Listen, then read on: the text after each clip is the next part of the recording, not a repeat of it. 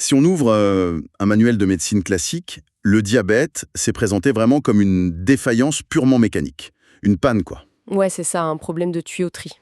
Exactement. Le pancréas, pour une raison ou une autre, il a oublié comment fabriquer de l'insuline. Ou alors le corps refuse de l'utiliser correctement. Le médecin regarde les analyses sanguines, il constate le déséquilibre chimique, et paf, le verdict tombe. Mhm. C'est froid, c'est clinique. Et en fait, le message implicite derrière ça, c'est souvent de dire que le corps est cassé, qu'il a un défaut de fabrication. C'est une vision très compartimentée, oui. Selon une toute autre grille de lecture, ce corps n'était pas du tout cassé. Et si, au contraire, il fonctionnait parfaitement bien, mais, disons, comme un système d'alarme qui hurlerait à son propriétaire d'arrêter d'essayer de sauver le monde entier. C'est vraiment un renversement de perspective radical. Et c'est précisément ce qui rend l'étude de ce genre de source alternative si enrichissante en fait. Ouais, Parce que, pour ceux qui nous écoutent, il faut bien poser le cadre d'emblée. Le document que nous analysons aujourd'hui, qui est sobrement intitulé Diabète, en majuscule, c'est pas du tout une étude clinique. ah non, on n'est pas dans le Lancet, là. Pas du tout. Il s'inscrit dans un paradigme complètement holistique et métaphysique.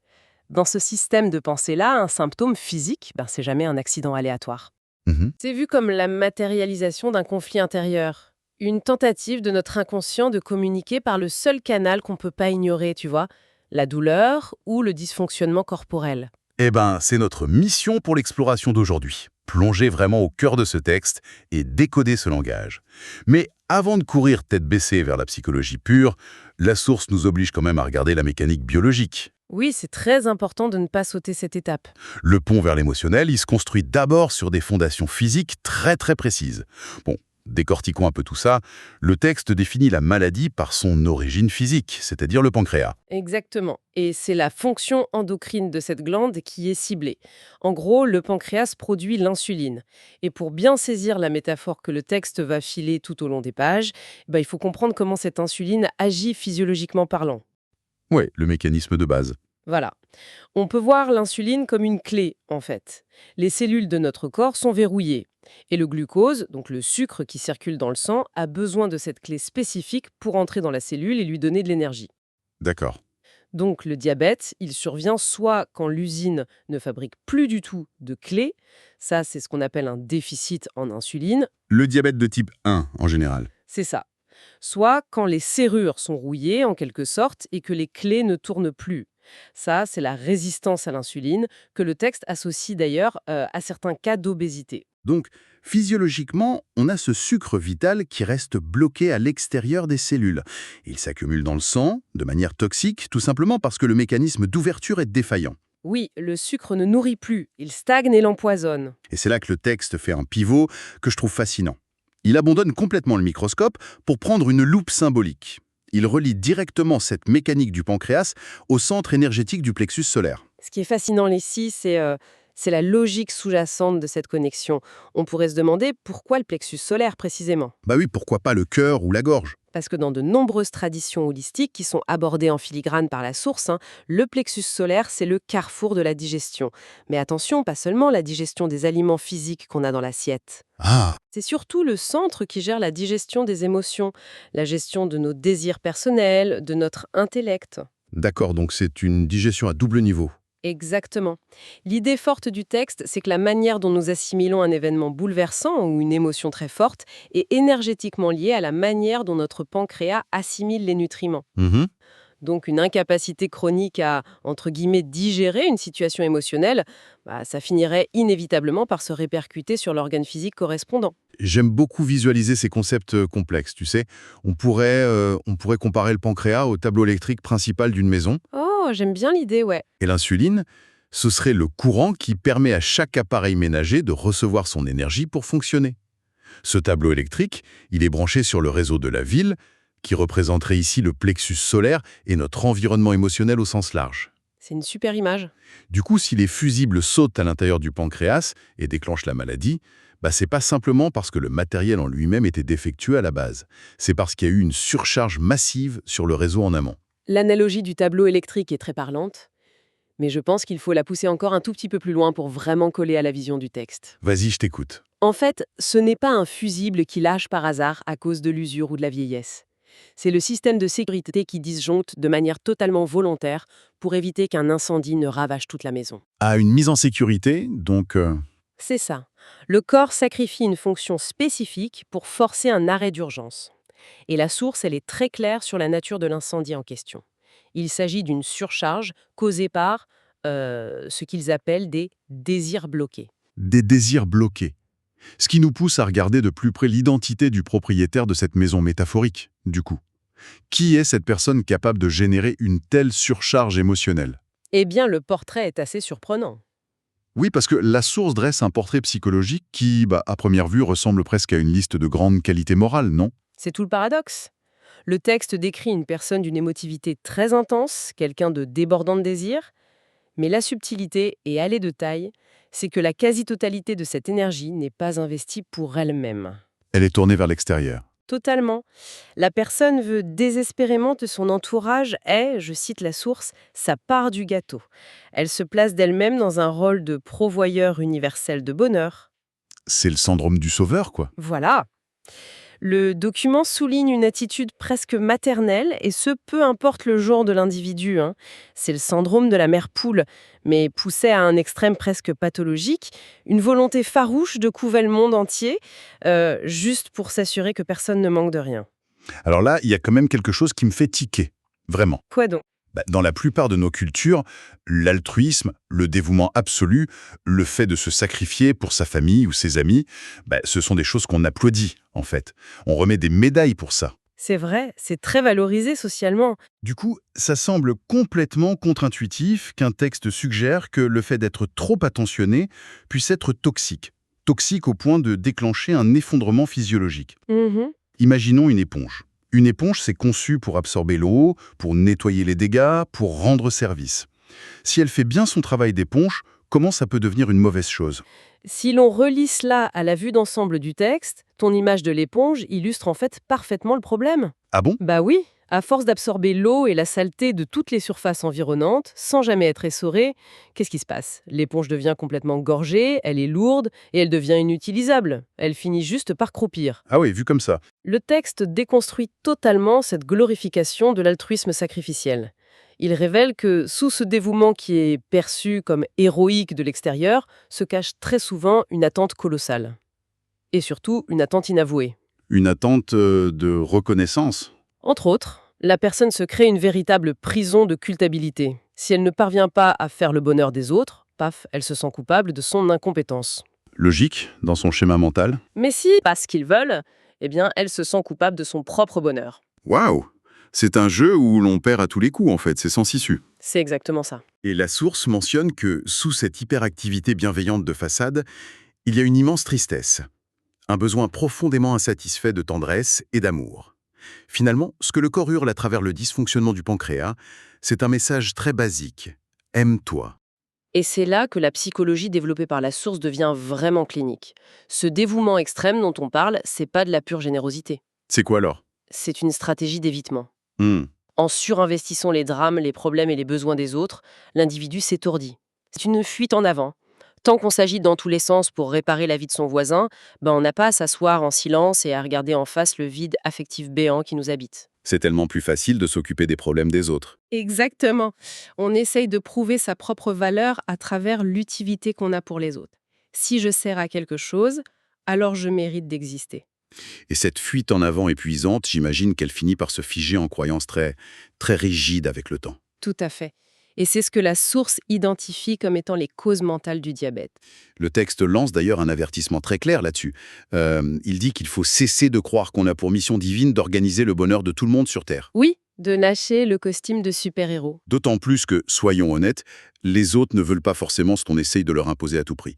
Leur vision du bonheur n'est pas la nôtre. Pour illustrer cette dynamique mentale de surcontrôle, on pourrait penser à, disons, un PDG d'entreprise. Ok, je te suis. Imaginons un dirigeant qui, au lieu de s'occuper de sa propre compagnie, s'infiltre chaque nuit dans les bureaux de tous ses concurrents. Ah, carrément, hein. Ouais.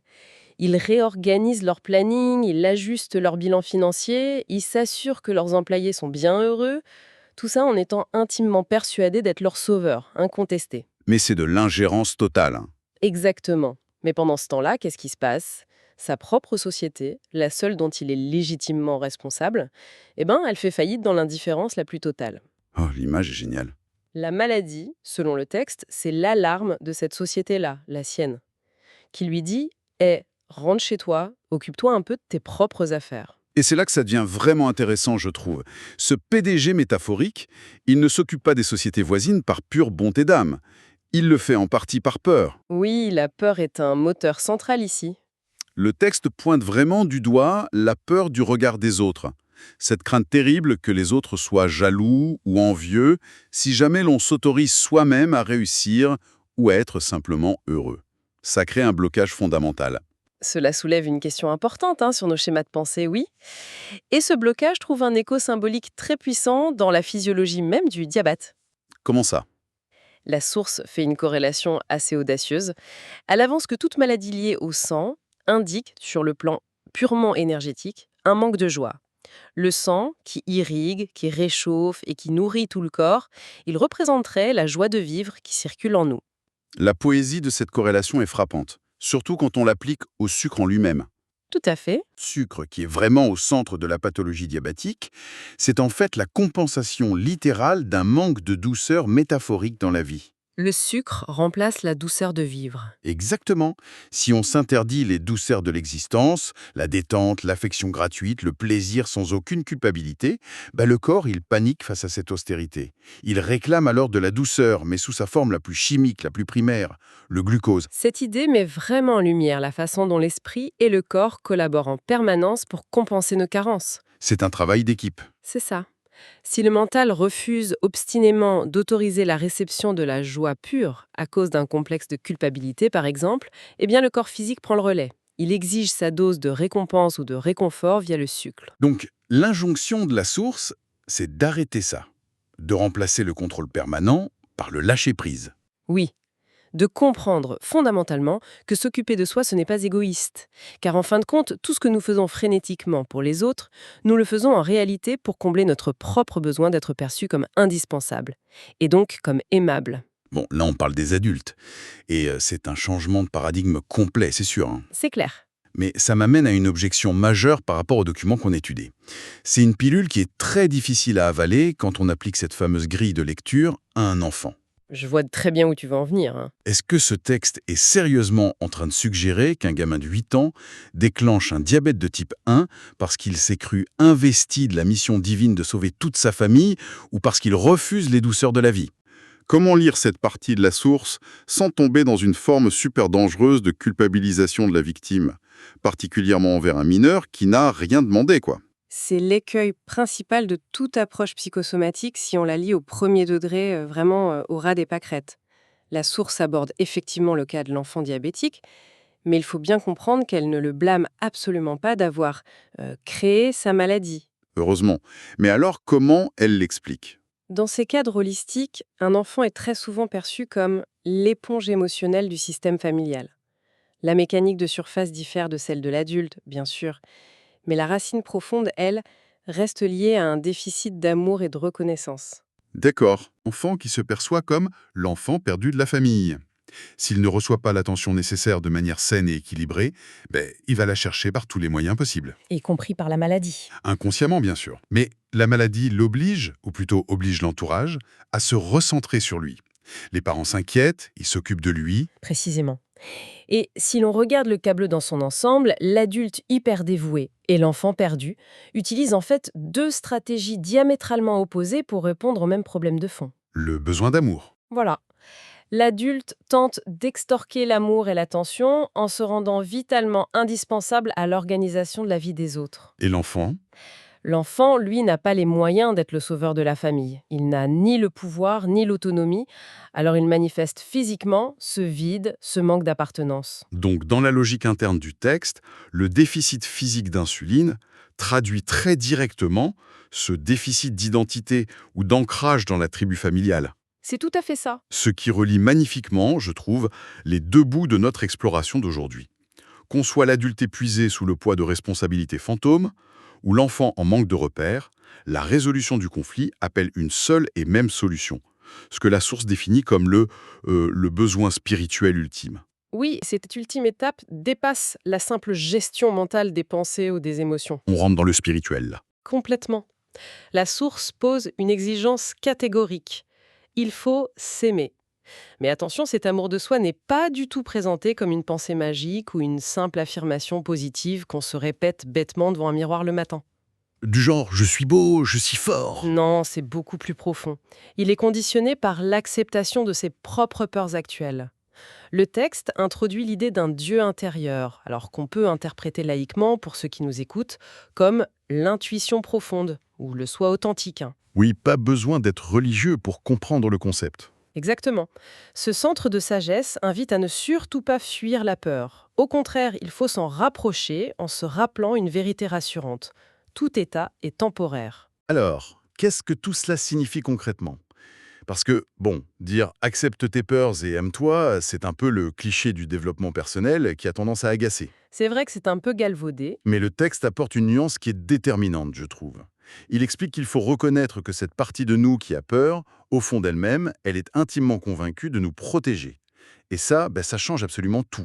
En effet, cela modifie totalement le rapport à la maladie ou au blocage psychologique.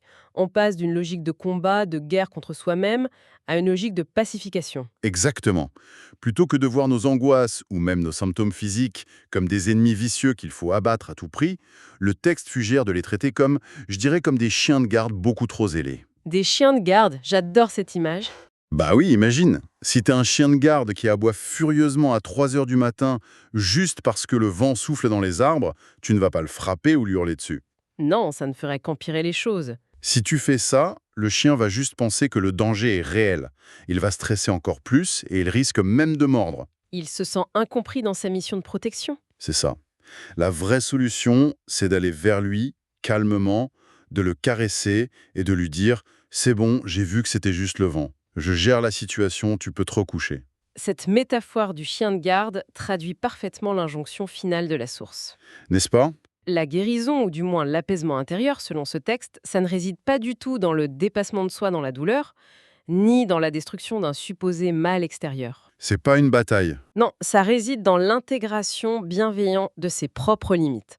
Si on est enfin prêt à assumer sa propre vie, à laisser les autres gérer la leur, eh bien il faut activement rassurer cette part effrayée en nous, celle-là même qui maintient le pancréas métaphorique en état de siège permanent. C'est un voyage conceptuel d'une densité incroyable qu'on vient de faire là. C'est le moins qu'on puisse dire, ouais. Si l'on résume un peu la trajectoire de notre analyse d'aujourd'hui, on a pris le point de départ d'une mécanique cellulaire très concrète, un pancréas qui est incapable de fournir l'insuline nécessaire pour gérer le sucre, Le constat médical de base, oui. et grâce à la grille de lecture de la source, nous avons vu comment cette défaillance pouvait symboliser une incapacité à digérer la douceur de vivre. Une douceur complètement étouffée par le besoin viscéral de contrôler le bonheur des autres, juste pour masquer sa propre tristesse. C'est un sacré cheminement. Et pour finir, nous avons atterri sur une proposition de paix intérieure, celle d'arrêter de se fuir soi-même et d'apprivoiser ses propres mécanismes de défense. Au-delà de l'adhésion que l'on peut avoir ou non, d'ailleurs, envers cette méthode d'interprétation des maladies, l'exercice intellectuel qu'elle propose est d'une grande valeur. Pourquoi tu dis ça? Parce qu'elle nous oblige à réévaluer complètement le rôle du corps. Il n'est plus ce simple véhicule un peu silencieux et passif qui tombe en panne sans raison. Il devient un porte-voix implacable. Un messager en fait. Voilà. Il exprime physiquement, avec son propre vocabulaire à lui, les limites émotionnelles que l'esprit refuse obstinément de verbaliser. C'est une idée qui résonne bien au-delà des conditions chroniques graves comme le diabète en fait. Ça laisse forcément à réfléchir sur notre propre gestion du stress au quotidien. Ah bah, ça nous concerne tous, oui. Si un chagrin ancien ou un simple manque de douceur existentielle peut, dans l'optique de ce texte, s'incarner dans un problème aussi complexe que la régulation de la glycémie sanguine, on est en droit d'interroger la nature de nos propres alertes mineures. Les petits mots tous les jours. Exactement. Cette simple tension brûlante dans la nuque, tu sais, qui ne lâche pas un employé après une journée de travail passée à absorber tous les problèmes de ses collègues. Ou cette migraine soudaine qui tombe comme un couperet le week-end et qui t'oblige à rester dans le noir, isolé du monde. Voilà. Ne serait-ce-t-elle pas, à leur propre échelle, le manifeste criant de limites personnelles que l'on s'interdit de formuler à voix haute? C'est fort probable. C'est une réflexion qui, je trouve, donne vraiment envie de prêter une oreille beaucoup plus attentive à ce que l'organisme tente de négocier en silence avec nous. Et c'est sur cette question ouverte que je propose à ceux qui nous écoutent de continuer à y réfléchir de leur côté. Merci pour cet échange, en tout cas, c'était passionnant. Merci à toi, et à très vite pour une nouvelle plongée au cœur de nos sources.